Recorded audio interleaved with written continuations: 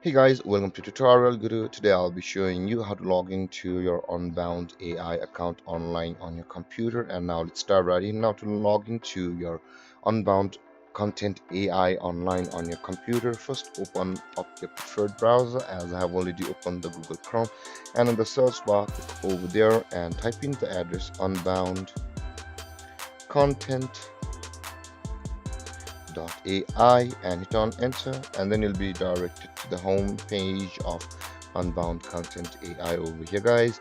And at the top right corner of the screen you can see the sign in and the get started button available for us. If you have not yet signed up for the Unbound account, you can simply click on the get started to go through the registration process of the Unbound Content AI. And with that being said, guys, in order to log in, let's click on the sign in button just at the beside of the get started button. And over here, guys, let's wait for it. You can see over here there are three buttons with the plus sign available, which means that if you click on either of these buttons, a login panel with the option will open. Here at the first one it says the sign in with Google, and if you click on this button, a login page to your Google account will open. And if you sign into your Google account, you will be logged into your Unbound Content AI account with your Google account, similar with the email link and the email and password.